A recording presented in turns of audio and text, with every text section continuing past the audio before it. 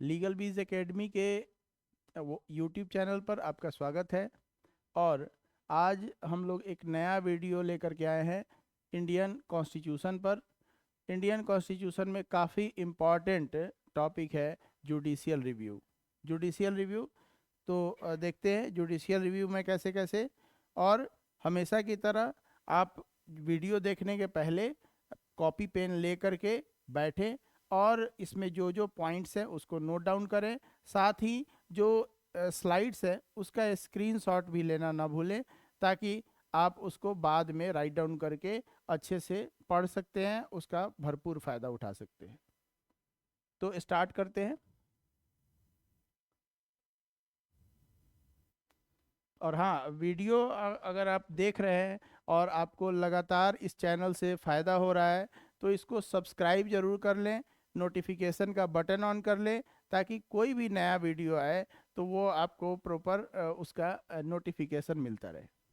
ठीक है, तो स्टार्ट करते हैं आज का video. The power of judicial review. Judicial review के बारे में कहता है, पहले एक बार हम लोग इसको शॉर्ट लिस्ट करते हैं कि जुडिशियल रिव्यू है क्या। रिव्यू, रिव्यू का मतलब हो गया फिर से देखना, और जुडिशियल रिव्यू का मतलब कि जज के द्वारा, कोर्ट के द्वारा किसी चीज को फिर से देखना, किसी चीज को स्क्रूटिनी करना। और ये जुडिशियल रिव्यू, ये वर्ड आया है, एक आप पढ़ते होंगे कि जैसे सीपीसी में है, जैसे सीआरपीसी में है कि जुडिशियल रिव्यू क्या है। तो वहाँ पर हालांकि रिव्यू सीआरपीसी में या बीएनएसएस में नहीं है, रेफरेंस रिवीजन है, रिव्यू नहीं है, लेकिन सीपीसी में रिव्यू का प्रोविजन दिया हुआ है। तो वहाँ वो जुडिशियल रिव्यू नहीं है, वहाँ वो जो रिव्यू है वह दूसरे सेंस में दिया हुआ है। यहाँ जो जुडिशियल रिव्यू है वह कहता है कि हाई कोर्ट और सुप्रीम कोर्ट का ये काम है कि कोई भी लॉ लेजिस्लेचर के द्वारा बनाया गया है उसका स्क्रूटिनी करना, उसको देखना कि क्या वो पार्ट 3 में जो फंडामेंटल राइट दिया हुआ है उससे इनकंसिस्टेंट तो नहीं है। क्या जो नॉर्मल सिटीजन को या नॉर्मल पीपल को जो फंडामेंटल राइट्स दिए गए हैं उस फंडामेंटल राइट का वायलेशन करके तो कोई लॉ नहीं बनाया गया है, उससे इनकंसिस्टेंट तो नहीं बनाया गया है।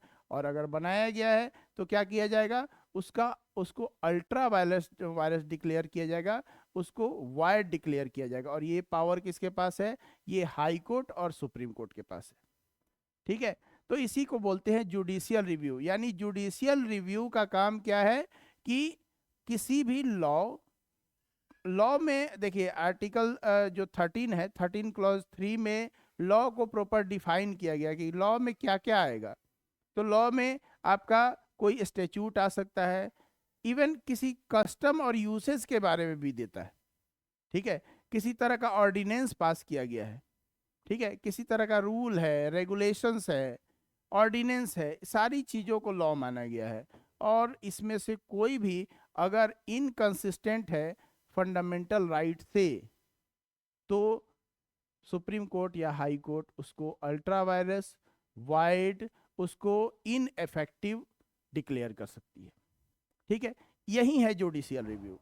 भारत में यह शुरुआत से ये कॉन्सेप्ट नहीं रहा है, ये अमेरिका से, अमेरिकन जो जुडिशियल सिस्टम है वहाँ से इसको लिया गया है। सबसे पहले मार्बरी वर्सेस मेडिसन का केस था। मार्शल मार्शल वहाँ के जज थे और उन्होंने इसके बारे में एक एस्टैब्लिश प्रिंसिपल दिया। ठीक है, भारत में भी इसको डिफरेंट केसेस में इंक्लूड किया गया।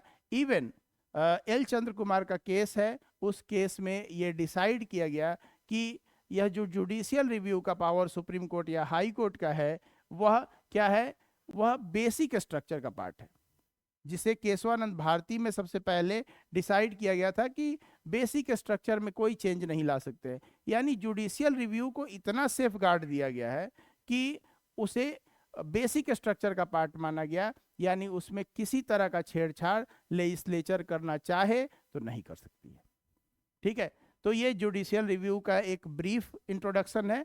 आइए स्लाइड्स के माध्यम से इसको समझते हैं। तो कहता है कि judicial review, the power of judicial review is the power of the courts under which they check the constitutionality of the act passed by the legislature. जैसा कि बताया गया कि किसी भी एक्ट कोई भी लॉ कह सकते हैं, किसी भी लॉ के कॉन्स्टिट्यूशनलिटी को यहाँ पर चेक किया जाता है, टेस्ट किया जाता है।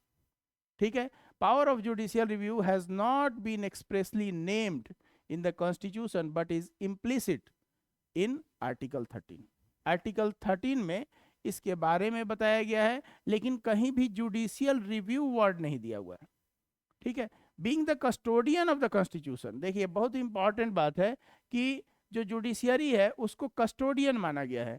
जुडिशियरी के बारे में कहता है कि being a custodian of the constitution and the final interpreter, the supreme court has been given the power of judicial review under. आप ध्यान रखेंगे कि जो आर्टिकल 13 में अगर कहा जाए कि किसे पावर मिला हुआ है, तो पावर मिला हुआ है यहाँ सुप्रीम कोर्ट को। ठीक है, और जब यही बात हम लोग कहेंगे कि हाई कोर्ट को कहाँ पावर मिला हुआ है, तो 226 आर्टिकल में हाई कोर्ट को पावर मिला हुआ है कि वह जुडिशियल रिव्यू कर सकता है। ठीक है, इंटरप्रेटर, तो सुप्रीम कोर्ट को इंटरप्रेटर माना गया है। हाई कोर्ट के लिए यह प्रोविजन कहाँ है, 226 में। ठीक है, डॉक्ट्रिन ऑफ, अब देखिए यहाँ क्या है कि जुडिशियल रिव्यू का पावर कहाँ दिया हुआ है। अगर पावर पूछा जाए तो पावर आपको कहना है कि कॉन्स्टिट्यूशन में सुप्रीम कोर्ट को पावर 32, हाई कोर्ट को पावर 226, और इसका प्रोविजन कहाँ दिया हुआ है, तो वहाँ कहेंगे आर्टिकल 13 में। ठीक है, बिल्कुल कंफ्यूजन इसमें नहीं होना चाहिए किसी तरह का।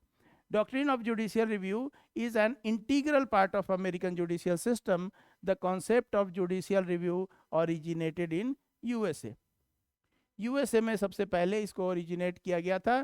केस का नाम पहले ही बता चुके हैं, मारवरी वर्सेस मेडिसन, और इसमें कहा गया कि that it had the power of judicial review and it can review the constitutionality of the act passed by the Congress. यहाँ हम लोगों का पार्लियामेंट है, वहाँ क्या है, कांग्रेस है। अमेरिका में कांग्रेस है, तो कांग्रेस के द्वारा कोई भी लॉ बनाया जाता है, एक्ट बनाया जाता है, तो उसके कॉन्स्टिट्यूशनल वैलिडिटी को चेक करने का काम अमेरिकन सुप्रीम कोर्ट कर सकती है। सबसे पहले इस केस में डिसाइड किया गया। ठीक है, जुडिशियल रिव्यू, भारत में जुडिशियल रिव्यू तो 3 आर्टिकल्स ऑलरेडी मेंशन किए गए, 13, 32 एंड 226। सुप्रीम कोर्ट का एक केस है state of West Bengal versus committee for protection of democratic right West Bengal, 2010 का केस है, रिसेंट जजमेंट। इसमें कहता है कि held that the power of judicial review is vested in supreme court and high court under article 32 and 226 respectively. Vested power है ये। It is an integral and essential feature of the constitution constituting its basic structure. ठीक है, तो court ने फिर से इसको दोहराया है कि यह बेसिक स्ट्रक्चर का पार्ट है, और यह क्या पार्ट है, यह इंटीग्रल और इसेंशियल फीचर है कॉन्स्टिट्यूशन का। ठीक है, तो काफी इंपॉर्टेंट है। Article 13 clause 2 provides that if A state makes a law which is inconsistent with any provision of part 3, then to the extent of contravention such law is void। ठीक है, यानी आर्टिकल 13 का क्लॉज 2 क्या कहता है, इसका कहता है कोई भी ऐसा लॉ बनाता है जो कि इनकंसिस्टेंट है या फंडामेंटल राइट या ये पार्ट 3 को के किसी भी प्रोविजन को अगर कंट्रावेन कर रहा है, उससे असंगत है, इनकंसिस्टेंट है, तो वहां क्या होगा, उसको वाइड डिक्लेयर किया जा सकता है। ठीक है, article 13 makes judiciary specially supreme court guardian, protector and interpreter of fundamental rights. A law is declared unconstitutional by supreme court और high court in contravention any of the fundamental right. ठीक है, supreme court ने एक case का इसमें reference लिया। Case है Balwant Singh versus commissioner of police 2015 का। इस केस में क्या कहा गया कि has held that constitution castes a duty on state. ठीक है, सुप्रीम कोर्ट ने कहा कि स्टेट का एक ड्यूटी है। क्या ड्यूटी है, and its authority to ensure that fundamental right of every citizen is preserved and protected.